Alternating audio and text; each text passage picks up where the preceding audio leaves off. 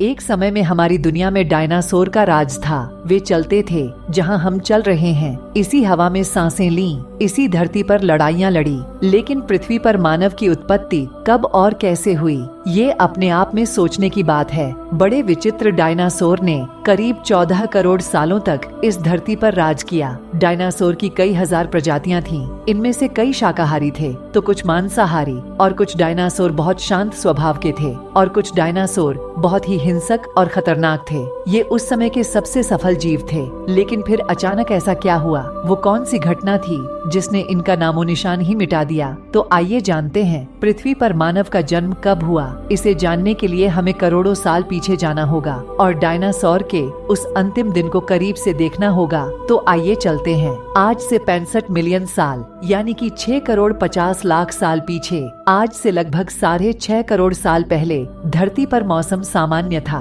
चारों ओर सूरज की रोशनी बिखरी हुई थी, लंबे लंबे पेड़ों से टकराती समुद्र की ठंडी हवाएं और चारों तरफ डायनासोर के चिल्लाने की आवाजें। जब ये सारी डायनासोर प्रजातियां आराम से धरती पर अपना जीवन बिता रहे थे, तब 10 करोड़ साल पहले ही इनकी किस्मत लिखी जा चुकी थी।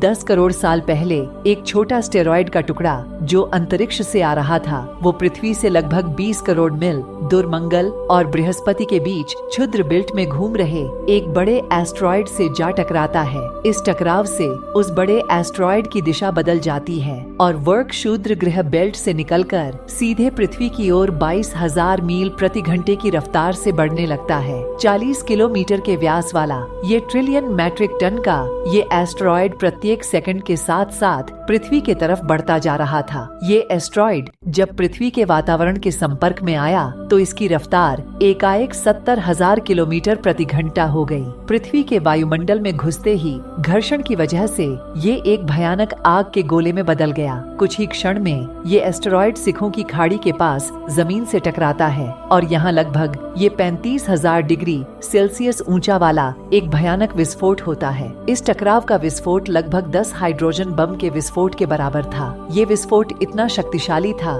कि इसके टकराते ही धरती की लाखों टन धातुएं अंतरिक्ष में चली गई, जिसके कारण जगह जगह डायनासोर का विनाश शुरू हो गया। धरती के महाविनाश की प्रक्रिया आरंभ हो चुकी है। ठीक 40 मिनट बाद आग के गोले के रूप में वे धरती पर बरसने लगे। साथ ही धूल का एक बहुत बड़ा तूफान 1000 किलोमीटर प्रति घंटे की रफ्तार से पृथ्वी की दूसरी तरफ मौत लेकर आ रहा था। धूल के बादल कई किलोमीटर मोटे थे, जिसके वजह से धरती पर सूरज की रोशनी पहुंच पाना असंभव हो गया। गर्म हवाओं का तापमान 100 डिग्री सेल्सियस से ज्यादा हो जाने के कारण धरती पर लगभग सभी पेड़ पौधों की आबादी जलकर खाक हो गई थी। ये महाप्रलय किसी अन्य जीव के लिए फायदेमंद साबित होने वाला था। धरती पर डायनासोर का अंत एक छोटी प्रजाति के लिए एक सुनहरा अवसर लेकर आया और वो प्रजाति थी मैमल्स की। मैमल्स क्या थे और ये कैसे बच गए? महाप्रलय से आज से करीब 40 लाख साल पहले अफ्रीका के पूर्वी इलाके में एक नए पर्वत श्रृंखला का निर्माण हुआ। उसका नाम था ईस्ट अफ्रीकन रिफ्ट वैली। ये पर्वत यहाँ आने वाले मौसमी हवाओं के लिए एक अवरोध बन गई थी और इस वजह से यहाँ के जंगलों में बारिश आनी बंद हो गई। यहीं इसी जंगल में रहते थे। ये पेड़ के ऊपर रहते थे जहाँ उनको खाने की कोई कमी नहीं थी। इस वजह से ये हमेशा पेड़ों पर ही रहते थे। लेकिन अभी यहाँ समय के साथ साथ सूखा पड़ने लगा। बिना बारिश के जंगल पूरी तरह साफ हो गए। इनके लिए खाने की समस्या उत्पन्न हो गई। खाने की तलाश में इन्होंने पेड़ों से उतरने का निर्णय लिया, जो थे एट्रीब्यूट्स रिड्यूस। ये हमारे पूर्वज थे जिन्होंने बहुत बड़ा निर्णय लिया था। इनका दिमाग एक संतरे जितना बड़ा था और आकार में 4 फीट लंबे होते थे। कई हजार सालों के विकास करने के बाद हमारे पूर्वज अब 2 पैरों पर चलने लगे। इससे ऊर्जा कम खर्च होती थी और ये चलते हुए भी खा सकते थे। अब इनका दिमाग भी तेजी से बढ़ रहा था। ये धीरे धीरे होशियार बन रहे थे। समय के साथ साथ विकास की प्रक्रिया चलती रही। हमारे पूर्वज धीरे धीरे विकसित होने लगे और इनका दिमाग भी धीरे धीरे धीरे बड़ा होने लगा। समय के साथ साथ इन्होंने पत्थरों से हथियार बनाना सीख लिया। अब शिकार करना काफी आसान हो गया था। समय के बीतने के साथ साथ हमारे पूर्वजों ने आग को काबू करना सीख लिया। आग की खोज हमारे पूर्वजों के लिए सबसे बड़ी खोज थी। ये उन्हें गर्मी, रोशनी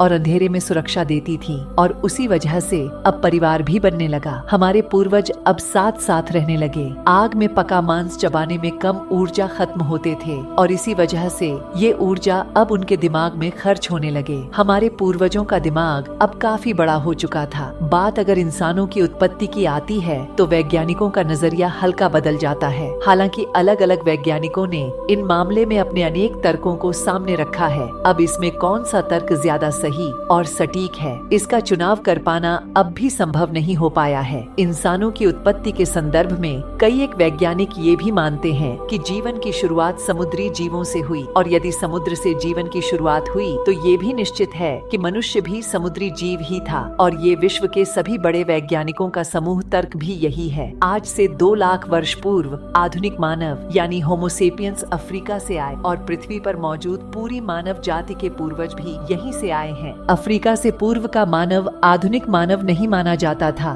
और उसको होमोसेपियंस के नाम से जाना जाता है। होमोसेपियंस को दुनिया के सबसे विकसित जीव माना जाता है। इनके भीतर प्रकृति के अनुसार खुद को विकसित करने की क्षमता और योग्यता रखता है। आज से लगभग 1.5 मिलियन साल पहले जब अर्ली ह्यूमन धरती पर आए, जब उन्होंने आज से तकरीबन 15 लाख साल पहले शिकार करने की काबिलियत हासिल कर ली, तो उन्होंने इसी काबिलियत के दम पर कई बड़े बड़े जानवरों का शिकार बनाना शुरू कर दिया। हमारे पूर्वजों के ऐसा करने के पीछे मुख्यतः 2 कारण हैं। पहला तो ये है कि उनके पास ऐसी तकनीक और ऐसे हथियार हुआ करते थे जिसकी मदद से वो बड़े बड़े जानवरों का भी बड़ी आसानी से शिकार कर लिया करते थे। इसके अलावा बार बार किसी एक जानवर का या फिर किसी छोटे जानवर का शिकार करने से अच्छा था कि हमारे पूर्वज एक बार किसी बड़े जीव की हत्या कर लें। इससे न सिर्फ हमारे पूर्वजों की एनर्जी बची बल्कि उन्हें अपने जीवन की बाकी कार्यों के लिए भी समय मिल गया है। अब इंसानों की उत्पत्ति के पहले क्या सिनेरियो था कि जितने भी जीव उस समय एग्जिट करते थे वो एक नियमित मात्रा में ही रिप्रोडक्शन की प्रक्रिया को अंजाम दिया करते थे। धीरे धीरे इंसान हर बड़े जीव का शिकार करने लगा और अपने परिवार के पेट का पालन पोषण करने लगा। लेकिन एक समय ऐसा आया जब आज के समय से कई गुना बड़े जीव 150 मिलियन साल पहले खत्म होने लगे। आग और पत्थर से बने हथियारों की मदद से हमने खाने को पकाना और उसके वैरायटी तैयार करना शुरू किया। आग ने एक तरह से बाहरी पेट का काम किया जो खाने को पकाकर बचाने के लिए तैयार करने का काम कर देती, जिससे हमारे खाने में लगने वाला काफी सारा वक्त बचने लगा। जैसे चिंपांजी को ही लें तो वो अपने दिन का 50% हिस्सा खाने और उसे पचाने में लगाता है। जॉइन पांड को ले तो वो 10 से 12 घंटे खाता है और फिर पचाने में काफी वक्त लगता है। जैसे जैसे हमने मांस आहार कम किया हमारी संरचना बदलने लगी, जबड़े और मोलर दांत छोटे हो गए। होमोलिस के जीवाश्म बताते हैं कि उन्होंने मांस और शाकाहार